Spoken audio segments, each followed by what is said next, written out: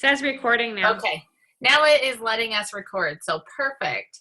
So our topic tonight that we're going to talk about is actually host coaching. So for anybody who is brand new or maybe even a seasoned consultant, this is one of the most important aspects of your business is the host coaching. So one of the things that I've heard in different workshops and from different people is that host coaching is how you earn your paycheck and you just go to the show to pick it up.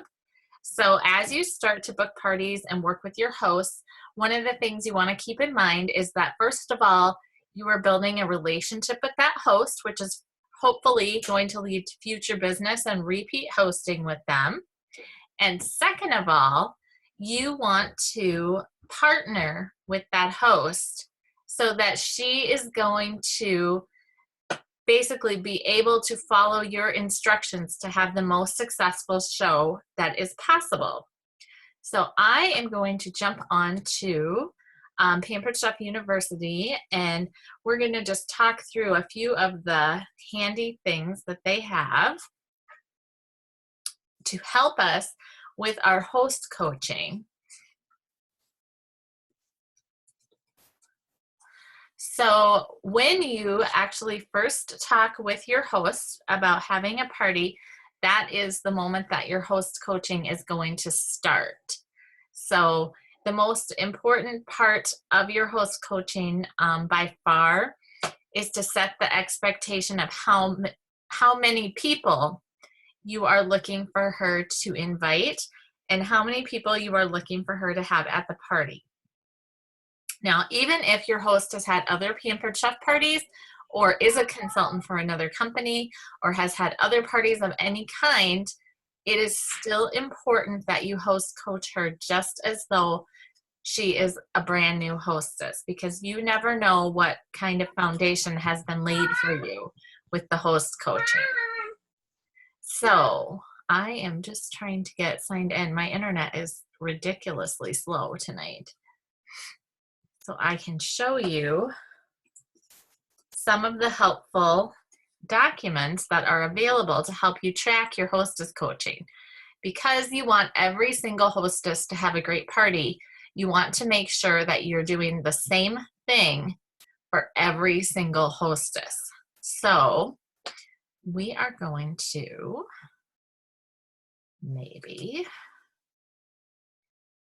okay, I'm going to share my screen here.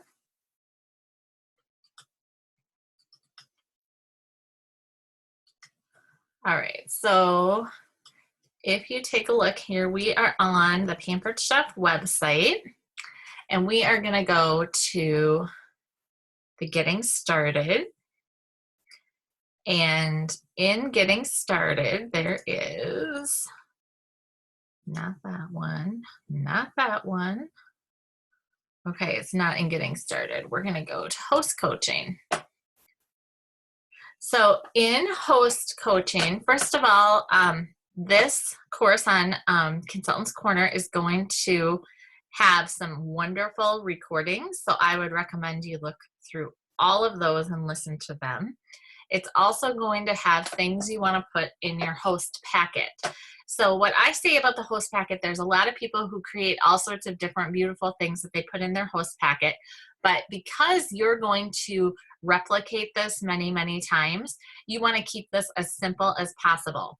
So in the host packet, what I include is I include the guest flyer with the guest special, the host flyer with the host special. I include this in-person party planner, which has all of the information they need to know about their party. I just print them front and back. Or if you are using the host folders from the company, this is essentially the front and back of the host folders. So with this party planning checklist, you write your host information all in up here. And then what I do is I circle this part down here, and you're going to want to set that expectation. So you're going to want to put like 5 orders before the party, 15 orders at the party, and 5 orders after the party equals success. And then where it says tell everybody about the guest special, you can just write in there whatever it is. So I would just write in there, like for the month of June, it's going to be free ice cream scoop. And then down here, I just really highlight the $1,000 level. So even if they don't make it to $1,000, you know, you're aiming high with them versus just telling them, if you can just pull together $200, you're going to get this. So, you know, I might tell them it only takes $200 to make a party when I'm trying to get them off the edge to book the party. But then once they book the party and they're committed, we talk about the $1,000 level. The best benefits start at the $1,000 level for my hostesses. You can get this with about 15 to 20 orders. And then on the back is where you're going to talk with them about their invite list, which we'll get to later. So this is a super helpful document. I put it in all my host folders. And then there's also this other one if you are mostly virtual, because having a virtual party is a little bit different than having a live party. However, I believe that coaching your host is more important for a virtual party than it actually is for a live party. And that's been kind of a wake-up call to me, because in the past, I actually didn't really coach my virtual hosts. I just went, oh, we're going to do a virtual party. We'll set it up on Facebook. You can get some orders, blah, blah, blah. Done. And then I would contact them and go, okay, so we had your party. Should we close it up? Do you have any other orders? So really with the virtual party, you need to stay in close contact with your host to keep her engaged in the party. So this is a handy little tool that they have for virtual parties. And it really talks about just some of the things during the party. This is one of my favorite sections. And over here, I always circle this, where it says, you wouldn't hide in the pantry when hosting a party at home, would you? Be the life of the party. Chat with your friends, comment in their posts. The secret ingredient to the virtual party is you. So circle that really big and put big exclamations there, because the secret to a great virtual party truly is your hostess. You have to make her a mini consultant for your party and tell her exactly what you need her to do. So when you are host coaching a live party versus a virtual party, the live party, you may be able to just use the 3-call system with your host. So the 3-call system, I think they've changed what it's called. Right here is on the host information and checklist. So what I recommend is you just print one of these off for every party that you're going to have, and you write your host's information at the top, because it really stinks to be driving to a party and not be sure what the address is because you can't find where you had written that down at. So if you have this form with you for the party with your order forms and everything, you'll know exactly where you're going. Here, it's really nice because you can check off if you've given your host packet or not, if you've created the show on the website, if you've set up the show page.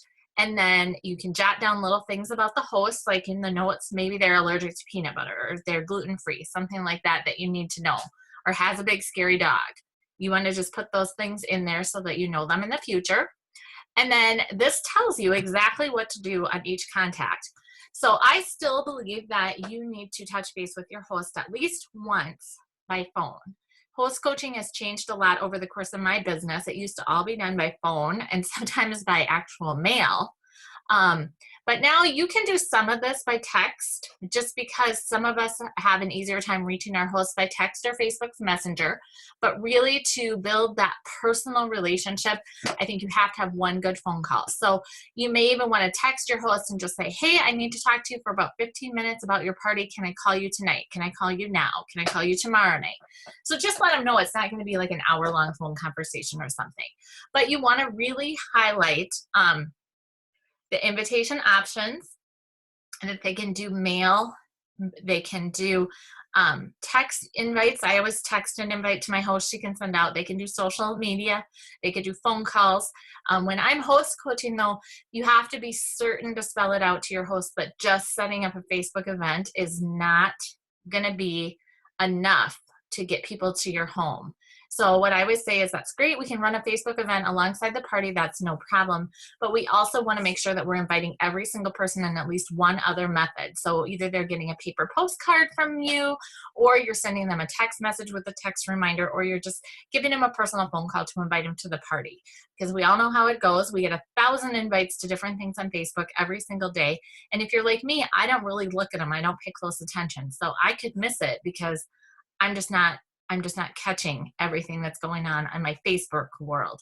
Where if you send me a text or you call me, it's certainly going to come to the top of my attention faster. And then the other one most important question to ask people when they say, oh my gosh, I've got all my invites out, I've invited a lot of people, ask how many were invited. Because you know what, to you, a lot of people might be 10. To me, a lot of people might be 1,000. So you really want to clarify how many is a lot.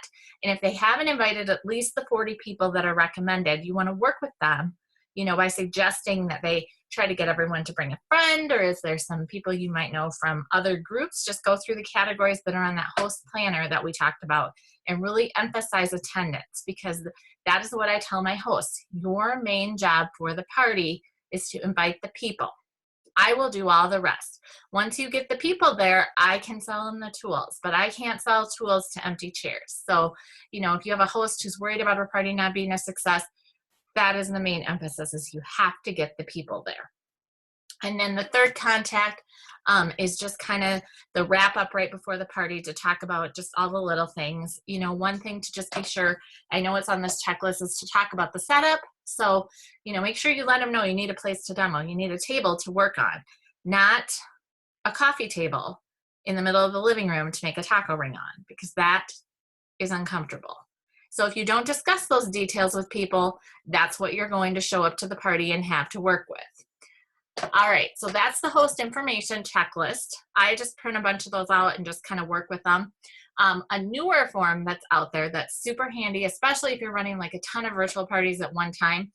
This is going to try to keep you organized, because sometimes you're like, oh, okay, I can't remember. Did I message this host that, or did I message this host that, or was this the host, you know, because you have a lot of stuff going on and everybody starts to blend together. So this monthly tracker form is a super awesome form. You can actually put all your shows for the month in here, and then there's little checkoffs for all the different things that you do, and you can add your own, you know, little items here under like menu and recipes. If it's a virtual party, sometimes I just make extra notes in there. You can put in here, like over here, sometimes by the phone number is where I'll put in like, wants the stainless 12-inch skillet, wants the whatever it is, whatever their big wish list thing is, just so that during the party, when you are interacting with the host and the guests, you have that in front of you. So you're like, oh yeah, she was the grill pin lady, or she was the rock crock person, or, you know, just because once you get a lot going on, especially virtual, you can be running 5 or 6 at a time.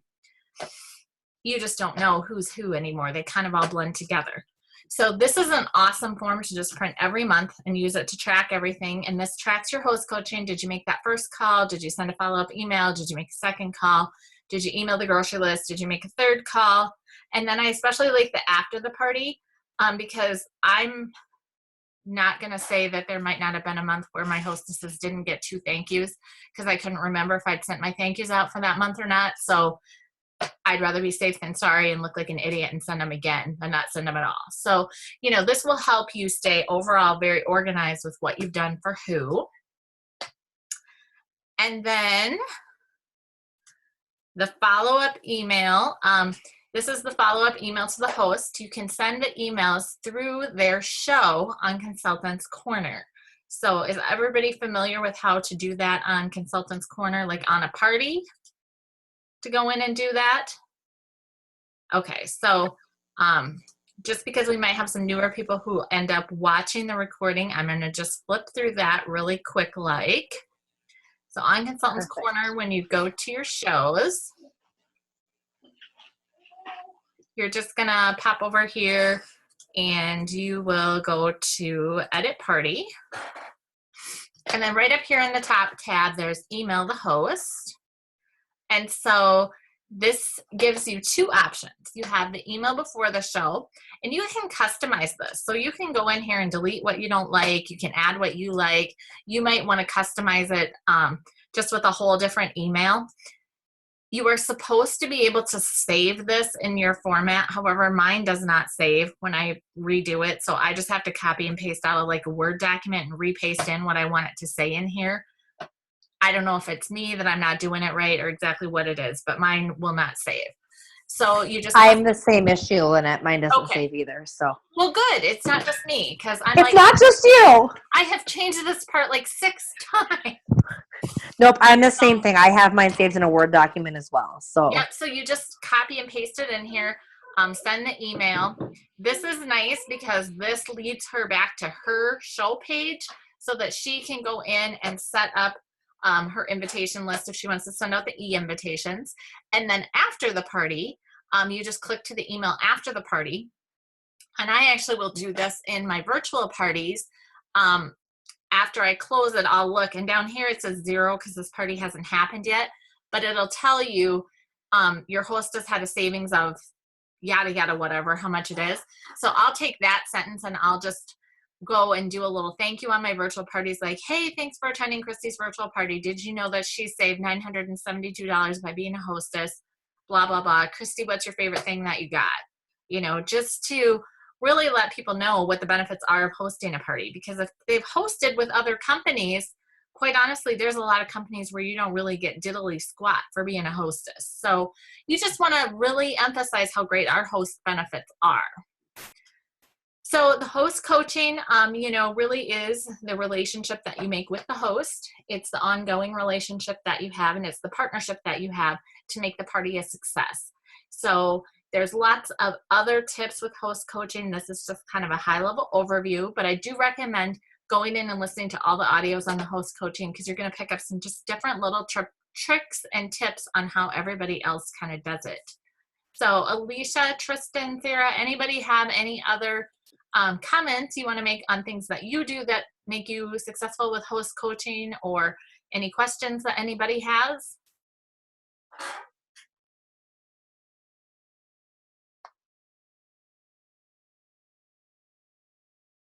Okay. So oh, sorry, Lynette, I couldn't get unmuted. I don't know. I'm sorry. Okay, no, good. Okay, no, that's fine. Sorry, I couldn't get unmuted, and I was like, oh. Anyways, no, I just was gonna say, like, within my host coaching, I, like you, Lynette, agree that I can tell a big difference on when I put a full effort into my host coaching versus like maybe ones that I may slack on. And like you said earlier, whether you have a live party or a virtual party, host coaching is key because I see the results in my show by how large my show is. And so just making sure that you actually do that follow through, hold yourself accountable to hold them accountable, in inviting, making sure they're inviting people and just following up on everything is definitely going to make sure that you have a successful party. I encourage and really encourage people to even just kind of monitor, like, within themselves, that like how their parties were before, and then once they start like this new level of host coaching, how much better their shows are, and just the quality of it and the interaction of the parties as well. So definitely key. The other thing that I am finding is your host, when they have a great relationship with you and they feel like they knew every step of the way what was happening, you're going to get more bookings from that party because your host is going to tell everybody how awesome it was, how easy it was, how they didn't feel scared or uncomfortable. So that's another benefit of doing good host coaching and building those relationships. So does anybody else have anything else they would like to share?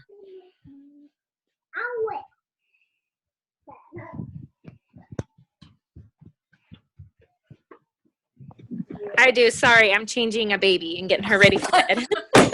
I was like, I can see your lips moving, but I can't hear you. So I three tasks a day. Once for virtual parties particularly, and I really encourage to live or video at least once or twice during the show, even though it's scary, because people really like that personal interaction.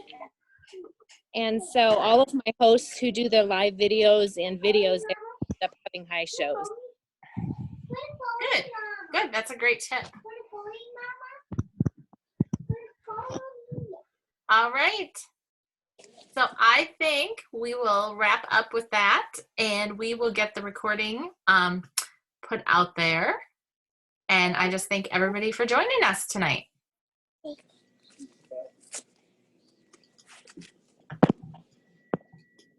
Thanks, Lynette.